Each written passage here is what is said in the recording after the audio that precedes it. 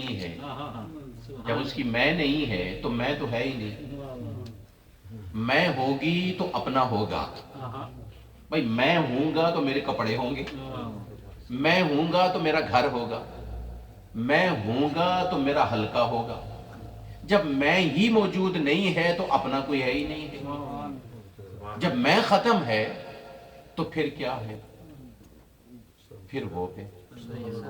جب اللہ ہے تو پھر اس کی مشکلات وہ حل کرتا ہے، لوگوں کی مشکلات یہ حل کرتا ہے. یہ چیز اس طرح آتی ہے. اسی لیے آپ نے دیکھا کہ ولی جب بیمار ہوتا ہے تو بیماری کے باوجود وہ شور شرابہ نہیں کرتا. ٹھیک ہے دوائی لے لی، کچھ لے لیا، لیکن حضرت لوگوں کے لیے دعا کر رہے ہیں. وہ فلاں آیا اس کی مشکل آسان ہو گئی، فلاں آیا اس کی تکلیف دور ہو گئی، فلاں آیا اس کو آپریشن، جیسے ہمارے کئی ساتھی یہاں پہ آئے ہیں ان کے آپریشن ہونے تھے، اللہ نے ذکر کی برکت سے ان کو بغیر آپریشن کی شفا دے دی. کئی دوست ایسے تھے مشکلات میں، اللہ نے ذکر کی برکت سے ان کو آسانی مہیا فرما دی کہ یہ بات ہے، یہ بات ہے، یہ بات ہے، آپ نے لیے کیوں نہیں کرتے؟ بھائی اپنے لیے کوئی بات نہیں. ولی جو ہوتا ہے وہ بنیادی طور پر مقام صبر و رضا پر ہوتا ہے. سبحان اللہ. ادھر سے صبر کرنا ہے، ادھر اس کی رضا حاصل کرنی ہے. ہاں وہ ایک سپر مارکیٹ پہ ہوتا ہے، بیٹھا ہوا ہوتا ہے، دولت وہ یہ کاؤنٹ کرتا رہتا ہے، یہ بھی کتنے پیسے اس کو دیے، اس سے کتنے لیے. بندہ کہتا ہے بڑا امیر آدمی ہے، بڑا کیشیئر ہے بینک کا، بڑے پیسے ہیں اس کے پاس. آپ کہتا ہے تو میں گنتا بھی میں ہوں، پاس بھی میرے رکھے ہوئے ہیں سب کچھ میں، لیکن ہے میرا نہیں. ہے میرے نہیں. یہ کہ کس کے ہیں؟ انہوں نے کہا جنہوں نے اکاؤنٹ جمع کرائے ان کی ہیں، یا پھر ذمہ داری مالکوں کی.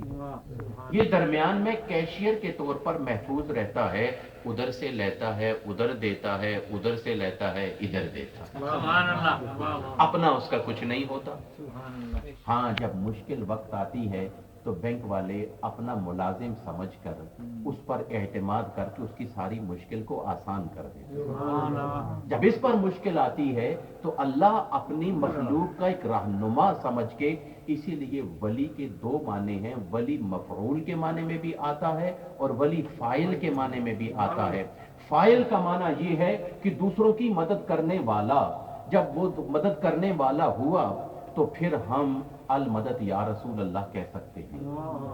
جس طرح کہ غالباً پچھلی بار مرتبہ میں نے یہ بات کہی تھی، نہیں آپ سے شاید نہیں کہی، دوسری کسی اور پروگرام میں، کہ اللہ کا بندہ، جب حضور کی حدیث مبارک ہے کہ جب تم جنگل میں جاؤ یا کوئی چیز گم ہو جائے تمہاری تو پھر تم ایک آواز لگاؤ.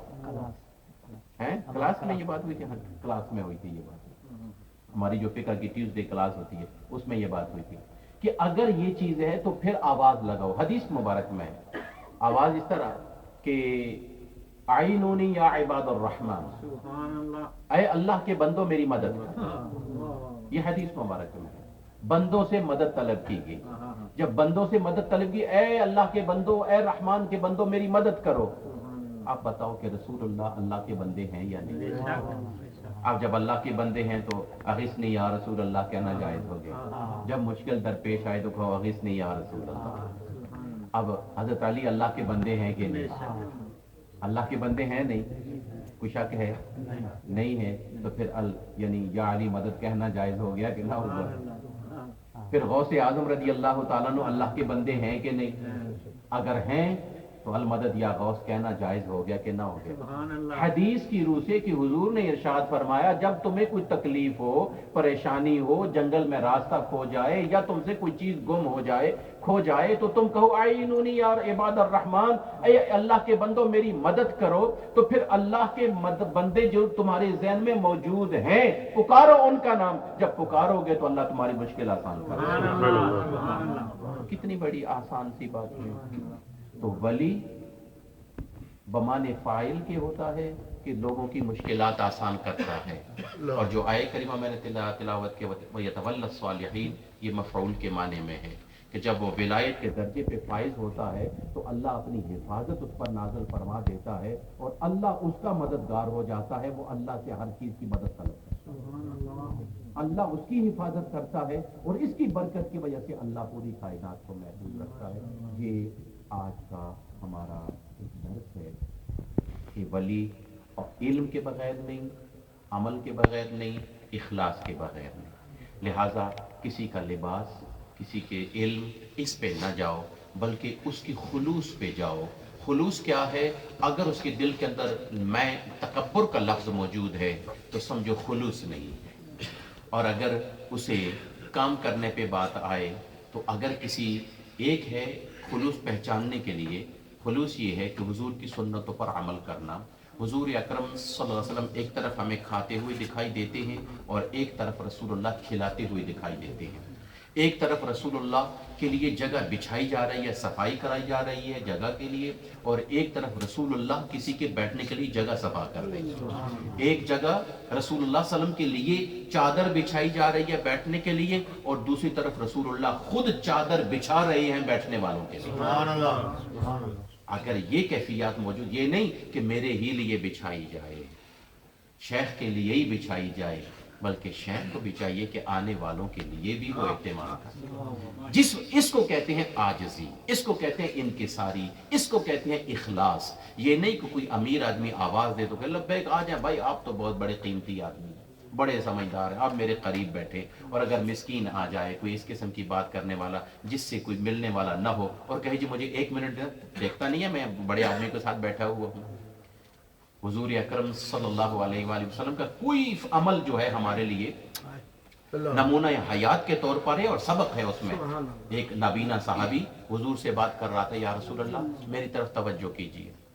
اس وقت مشرکین قریش جو تھے، قریش کے مشرکین بڑے سردار جو تھے، حضور کے پاس بیٹھے ہوئے تھے۔ آپ صلی اللہ علیہ وسلم کی یہ توجہ تھی کہ اگر ان مشرکین میں سے کوئی مسلمان ہو گیا، سرداروں میں سے، تو میرے لیے اسلام کے پھیلانے میں آسانی ہو جائے گی۔ تو آپ نے ان کو زیادہ توجہ دی۔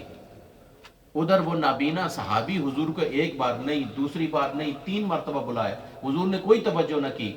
اللہ تعالیٰ کو یہ بات پسند نہ آئی، اللہ کو یہ بات پسند نہ آئی۔ حضور اکرم صلی اللہ علیہ وآلہ وبارک وسلم کو اللہ تعالیٰ نے ارشاد فرمایا عبس وتولی۔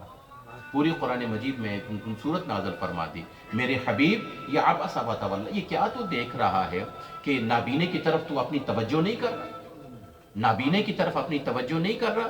یہ جو نابینا ہے، یہ نابینا ہی تو تیرا غلام ہے، وہ تو آئیں گے تو آئیں گے، یہ تو آیا ہوا ہے، اس کو سنبھالو۔ اس لیے کسی کو غریب سمجھ کر اس کی غربت کے طور پر اس کو اگنور نہ کیا جائے۔ اسی لیے صوفیاء فرماتے ہیں کسی چھوٹے گناہ کو چھوٹا سمجھ کے اس کو کیا نہ جائے، اور کسی نیکی کو چھوٹا سمجھ کے اس کو چھوڑا نہ جائے۔ اللہ تعالیٰ عمل کرنے کی توفیق عطا فرمائے۔ یہ اگر